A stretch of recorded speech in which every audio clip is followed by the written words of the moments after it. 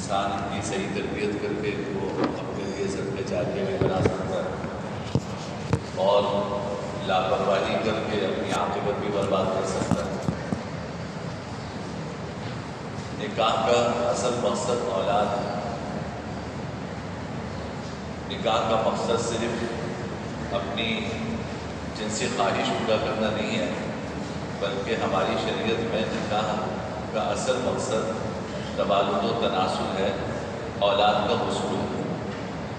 یہی وجہ ہے کہ جناب نبی کریم صلی اللہ علیہ وسلم نے فرمایا کہ تزوجوا الودود الولود، ایسے گھرانے میں شادیاں کرو جہاں عورتیں محبت بھی خوب کرتی ہوں اور ان کے ہاں اولاد بھی کثرت سے ہوتی ہے۔ تزوجوا الودود الولود، ایسے گھرانے میں شادیاں کرو جہاں عورتیں خوب محبت کرتی ہوں اور ان کے یہاں اولاد کثرت سے ہوتی ہے، ایسی جگہ رشتے کرو۔ حدیث میں آتا ہے کہ صحابی جناب نبی کریم صلی اللہ علیہ وسلم کی خدمت میں حاضر ہوئے اور انہوں نے عرض کیا کہ یا رسول اللہ، مجھے ایک عورت سے محبت ہے لیکن وہ باز ہے، یعنی اس کے ہاں اولاد نہیں ہو سکتی، تو کیا میں اس سے نکاح کر لوں؟ تو آپ خاموش رہے، کوئی جواب نہیں دیا۔ پھر دوبارہ انہوں نے پوچھا، پھر خاموش رہے۔ پھر سے ابادہ جب انہوں نے پوچھا تو آپ نے فرمایا کہ ایسی عورت جو کہ باندھی ہو، سیاہ فام ہو، اس کے یہاں اولاد ہوتی ہو، وہ بہتر ہے اس حسین عورت سے کہ جس کے یہاں اولاد نہیں ہوتی۔ سیاہ فام عورت ہے، باندھی ہے، لیکن اس کے یہاں اولاد ہو سکتی ہے، وہ بہتر ہے اس عورت سے کہ جو ہے بہت خوبصورت لیکن اس کے یہاں اولاد نہیں ہوتی۔ تو اصل نکاح کا مقصد جو ہے وہ اولاد ہے، اولاد کا حصول ہے۔ یہی وجہ ہے کہ یہ بھی مسئلہ سمجھ لیں اچھی طرح کہ نکاح کے بعد ہمارے یہاں یہ نعرے چل رہے ہیں نا جن سے سبھی متاثر ہوتے ہیں، تو یہ بچے اچھے، تو نکاح کے بعد کوئی ایسی تدبیر اختیار کرنا جس سے اولاد کی صلاحیت ختم ہو جائے، یہ حرام اور ناجائز ہے۔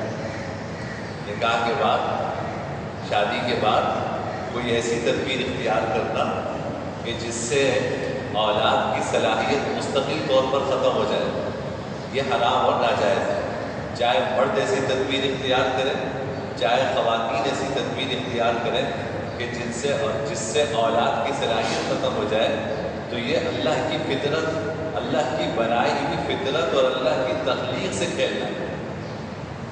آپ یہ اچھی طرح سمجھ لیں کہ اللہ نے مردوں کو جس مقصد کے لیے پیدا کیا ان میں اس کی صلاحیتیں رکھی ہیں، عورتوں کو جس مقصد کے لیے پیدا کیا ان میں اس کی صلاحیتیں رکھی ہیں۔ اگر آپ اس صلاحیتوں سے چھیڑ چھاڑ کریں گے تو اس کے نتائج اچھے نہیں، چاہے فرد کے درجے میں آپ کریں یا معاشرے میں یا سوسائٹی میں، آپ اللہ کے فطری اصولوں کے ساتھ اگر چھیڑ چھاڑ کریں گے تو ہماری آنکھوں کے سامنے اس کا انجام مغرب میں ہمیں نظر آتا ہے۔ آپ کو تو کہتے ہیں تو بچے اچھے، وہ اپنے یہاں بچوں کے لیے وظیفے دیتے ہیں کہ کسی طرح ان کے شہری اس بات کے لیے تیار ہو جائے کہ بھائی کوئی بچہ لے آئے تو اس کے لیے 6 مہینے کی چھٹیاں دیتے ہیں، مردوں کو بھی دیتے ہیں، عورتوں کو تو ویسے ہی پیٹنٹ کی چھٹیاں ملتی ہیں، مردوں کو بھی کچھ 6 مہینے کی چھٹیاں دے رہے ہیں، بچوں کا وظیفہ لگا رہے ہیں کہ کسی طرح تم اولاد دیا، اور اللہ تعالیٰ ہمیں دولت نصیب فرماتے ہیں تو ہم اس کی نافرمانی کرتے ہیں۔ اب مذاق بنتا ہے، نعوذ باللہ، اس کو یعنی آپ کسی سے پوچھیں اگر اس کے 5-6 بچے ہیں تو وہ کہتے ہوئے شرماتا ہے، آپ اس سے پوچھیں کتنے بچے، وہ کہتے ہوئے شرماتا ہے، یعنی ان بچوں کو بھی آپ نے گالی بنا دی۔ اللہ کی نعمت تھی، کتنی بڑی نعمت اللہ نے عطا فرمائی آپ کو کہ وہاں کی جو کمی وہ بھی یہاں سے جا کے لوگ پوری کر رہے ہیں۔ یعنی ان لوگوں کو خطرہ یہ ہے کہ ہماری نسل جو ہے وہ بڑھ رہی ہے اور یہ جو اس ترقی پذیر ممالک سے لوگ آ کے ہمارے یہاں آباد ہو رہے ہیں، وقت کے ساتھ ساتھ کچھ سالوں کی بات ہے کہ یہ خود ہی کثرت میں آ جائیں گے، ہم اقلیت میں چلے جائیں گے، یہ کثرت میں آ جائیں گے، اور ہم جو ہے اس کی ناقدری کرتے ہیں۔ یہ سارا یہ میڈیا جو آپ کا ہے نا، یہ سب یہ ساری چیزیں جو ہے وہ ہمارے ذہنوں میں بٹھاتا ہے، یہی زہر ہمارے ذہنوں میں ڈالتا ہے۔ اولاد نعمت تھی، اس اولاد کو عیب بنا دیا، اس اولاد کو زحمت بنا دیا۔ تو ایسی کوئی تدبیر اختیار کرنا جس سے اولاد کی صلاحیت مستقل ختم ہو جائے، یہ جائز نہیں ہے، الا یہ کہ عورت کی جان کو خطرہ ہو تو وہ الگ بات ہے کہ اس کی جان بچانے کے لیے کوئی سی تدبیر اختیار کی جائے تو وہ ایک الگ مسئلہ ہے، لیکن عام حالات میں جائز نہیں ہے۔ اس کو علماء نے فرمایا کہ یہ اس آیت کے تحت داخل ہے، وَلَا تَقْتُلُوا أَوْلَادَكُمْ خَشْيَةَ إِمْلَاقٍ، اپنے بچوں کو قتل مت کرو فقر اور فاقے کے خوف سے۔ آپ کیوں ڈر رہے ہیں؟ ڈر یہ ہے کہ پیدا ہوگا تو کھائے گا کہاں سے؟ پیدا ہوگا تو کھائے گا کہاں سے؟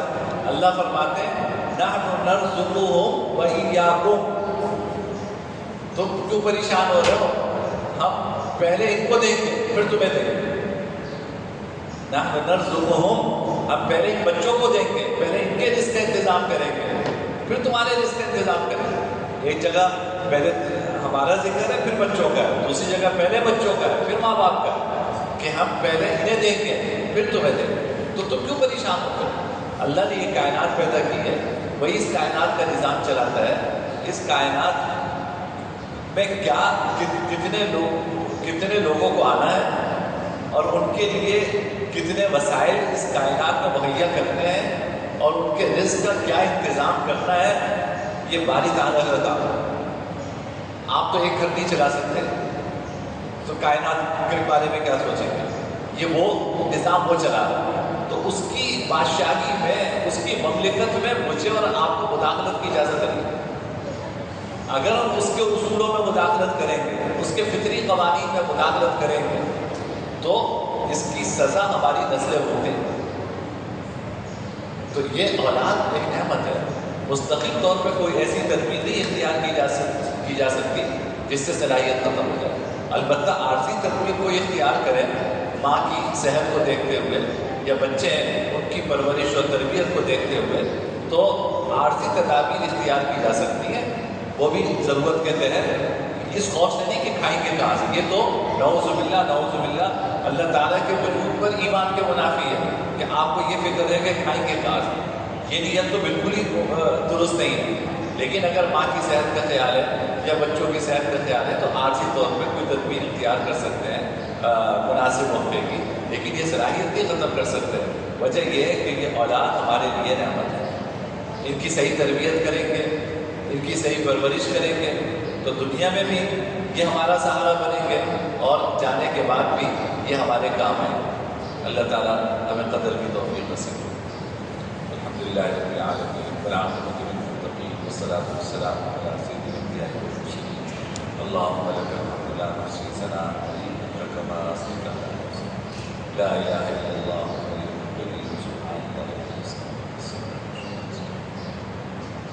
رب اغفر وارحم وانت خیر الراحمین۔